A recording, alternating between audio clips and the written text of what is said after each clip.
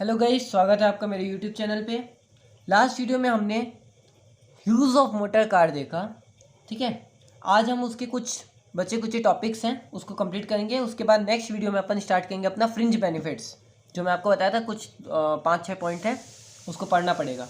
देखिए, अभी मैं आपको बताया था कि अपना 50% कोर्स का 50% सैलरी का पार्ट ख़त्म होने वाला है, अगर ये अपन जो बचे कुछ टॉपिक है ना वो कंप्लीट करने। तो मैं जब यूज़ ऑफ मोटर कार वाली क्लास ले रहा था तो मैं आपको एक बात बताया था कि आप चाहें तो टेबुलर फॉर्म में लिख सकते हैं पूरा वैल्यूएशन ऑफ मोटर कार को।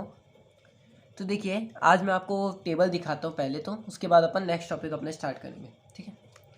देखिए, मैं जो आपको बताया कि नॉर्मल सा टेबल बना लीजिएगा जिसमें कार ओन्ड या फिर hired by, expenses made by, Holi official use, partly personal use.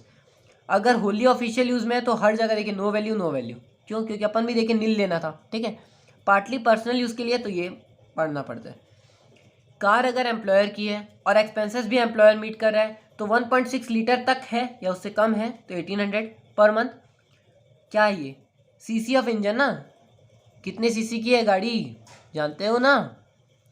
और अगर अबव 1.6 सीसी है ना तो 2400 पर मंथ, ओके। अगर शॉफर मिलता है तो 900 पर मंथ आपको पेमेंट करना पड़ेगा। इतना का आपको मतलब वो मिलेगा, क्या बोलते हैं, वैल्यू ऑफ परक्विजिट्स निकलेगा। पेमेंट क्या करना पड़ेगा।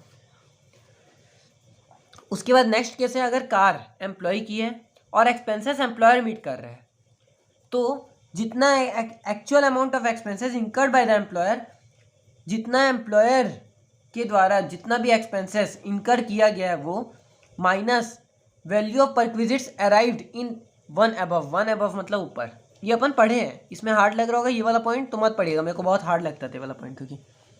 और थर्ड एंड लास्ट केस क्या है, अगर कार है एम्प्लॉयर की, खर्चा मीट कर रहा है एम्प्लॉय, तो अपन देखे थे ना जहाँ पे ये 600 हो जाएगा, 900 हो जाएगा, ये तो 900 का 900 रहेगा, ठीक है।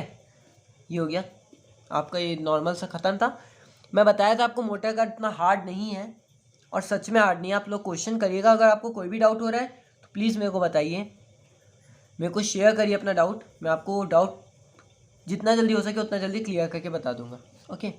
तो चलिए अब आज स्टार्ट करेंगे अपन अपना सब कुछ बचे कुछ टॉपिक्स जो मैं आपको बताया था। Valuation, facility of A sweeper, sweeper की फैसिलिटी मिलती है भाई, क्या बात है। गार्डनर, वॉचमैन और पर्सनल अटेंडेंट। देखिए, परक्विजिट्स देखते हैं ना डायरेक्ट, ऊपर का तो समझ में आ गया ना। वैल्यू ऑफ स्वीपर क्या होता है मैं बताऊंगा नहीं। गार्डनर क्या होता है, वो जो खेत बोल रहा हूँ, गार्डन में जो आके गुलाब के फूल की काटते रहते ना, कुछ एक्स्ट्रा निकल जाते तो। वॉचमैन मतलब क्या? वॉचमैन मतलब क्या होता है? एक घर वर का जो देख रेख करते हैं, वो उधर गेट के पास बैठे रहते हैं। एक तो छोटा सा घर मिलता है उन लोगों को, छोटा सा रूम मिलता है, ठीक है। और पर्सनल अटेंडेंट, पीए, यार सबके पीए होना चाहिए, बड़े लोग होते हैं ना उन लोग के होते हैं। तो देखिए कितना वैल्यू ऑफ परक्विजिट्स कितना आएगा। सैलरी पेड और पेबल टू द सर्वेंट, जितने भी इन लोग का नाम लेना, उन लोग को जितना सैलरी पे करना है या पे कर चुके हैं, पे करना है मतलब जितना पर मंथ समझ लीजिए 10,000 देते हैं वो, उसमें से माइनस करेंगे amount recovered from the employee if any. वो अमाउंट जितना एम्प्लॉय से अपन ने रिकवर किया उसको यहाँ पे माइनस करेंगे, तो आपका आ जाएगा वैल्यू ऑफ परक्विजिट। कितना हार्ड था? नहीं था ना हार्ड, इजी था। और कितना इजी चाहिए यार, दो चीज़ तो माइनस करना है। उसके बाद देखिए नेक्स्ट,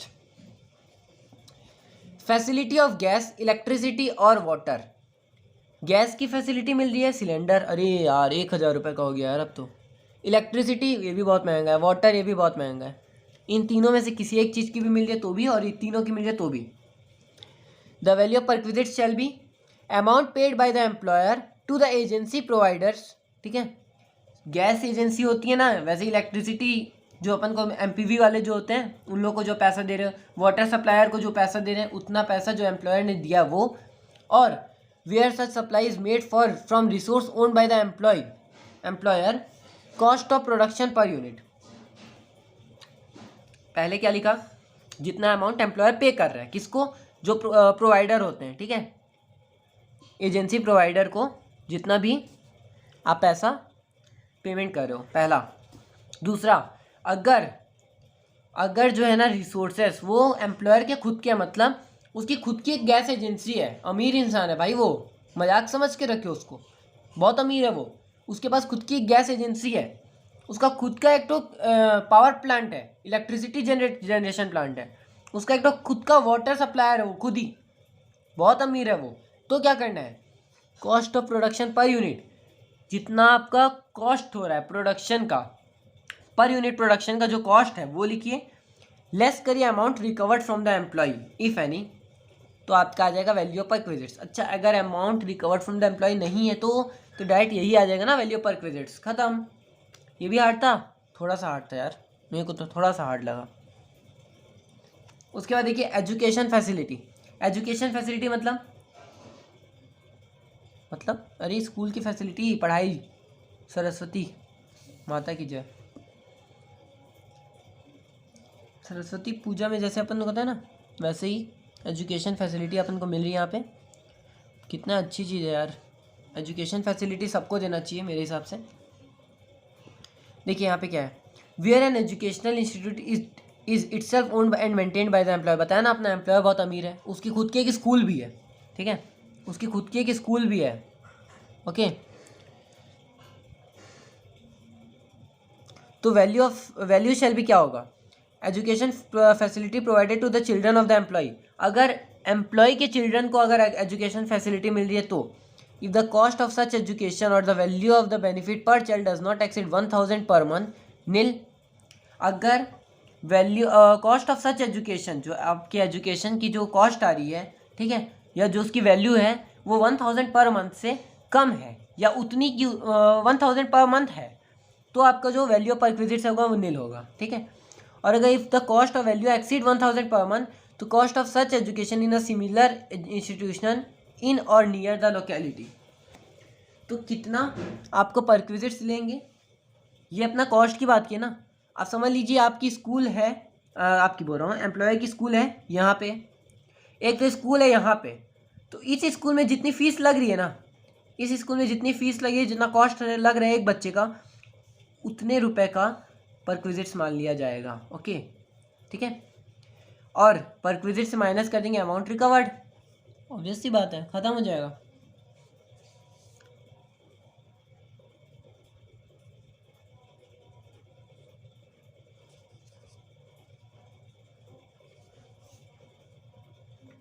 अब देखिए अभी क्या पढ़े, एजुकेशन फैसिलिटी किसको मिल रही है, एम्प्लॉय के खुद के बच्चे को मिल रही है। अब एजुकेशन फैसिलिटी मिल रही है other member of household के।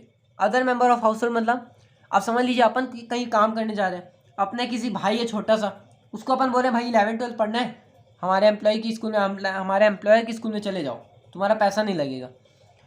तो यहाँ पे अदर एम्प्लॉय हो गया, ठीक है, अदर मेंबर, हमारा भाई है ना वो, हमारा बच्चा थोड़ी ना है, हमारा भाई है।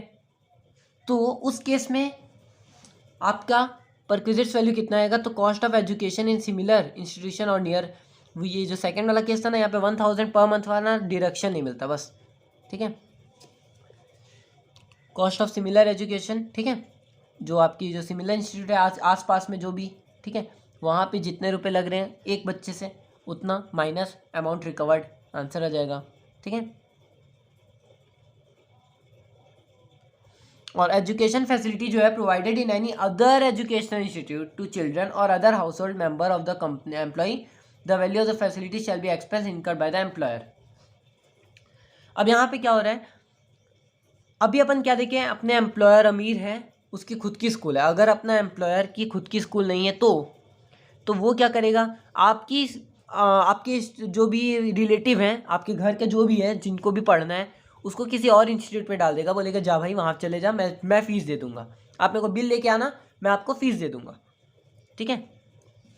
तो यहाँ पे कितना होगा अपना परक्विजिट्स का वैल्यूएशन, जितना भाई साहब को चार्ज करना पड़ रहा है, मतलब जितना वो पेमेंट कर रहे हैं उतना अपना फैसिलिटी हो जाएगा, अपना परक्विजिट्स हो जाएगा, ठीक है। एक लास्ट है transport facility, where an undertaking is engage in the carriage of passenger or goods and it provides to any employee or to any member of his household for a private journey free of cost or at a concessional fare in any conveyance owned, leased or made available by any other arrangement by the undertaking for the purpose of transport of passenger or goods. The value of benefit or amenity shall be value at which such benefit or amenity is offered by the undertaking to the public. If any amount is paid और recover from the, देखिए यहाँ पे क्या हो रहा है, हमारा जो एम्प्लॉयर है हमको बोल रहा है कि भाई आप जल्द चले जाओ टूर पे, हम आपको साल में एक टूर कंपनी की तरफ से रहेगा, तो आप जाइए टूर पे चले जाइए। तो जो आपका ट्रांसपोर्ट की जो भी आपका खर्चा हो रहा है ना, तो जितना नॉर्मली बाकी लोगों से खर्चा लिया जाता है उतना रुपये आपका पर विजिट्स में आ जाएगा, उसमें से माइनस करेंगे जितना आपका एम्प्लॉयर आपसे रिकवर किया है, ठीक है। और in case an employ of an airline or the railway the value of transport facility shall be exempt. अगर आप एयरलाइन पे जॉब कर रहे हैं, ठीक है, या फिर रेलवेज में जॉब कर रहे हैं, तो आपको ट्रांसपोर्ट फैसिलिटी पढ़ना ही नहीं है, आपको नहीं पढ़ना है ना भाई, स्टूडेंट्स को तो पढ़ना है, उनके पेपर में आ जाएगा, उनके लिए नील आ जाएगा, ठीक है। ट्रांसपोर्ट फैसिलिटी कितनी होगी, नील होगी, ओके। चलिए, थैंक यू सो मच। अपना ये जो टॉपिक था ख़त्म हो चुका है। अब इसके बाद मैं बताया था आपको फ्रिंज बेनिफिट्स करके एक टॉपिक है, उसको पढ़ेंगे। देखिए वीडियोस ज़्यादा बड़ी बड़ी नहीं है, 15 मिनट के अंदर अंदर की है, जल्दी जल्दी कंप्लीट हो जाएगा। एक टॉपिक में ज़्यादा टाइम नहीं लगाना चाहिए, अपने को क्वेश्चंस में ज़्यादा ध्यान देना चाहिए।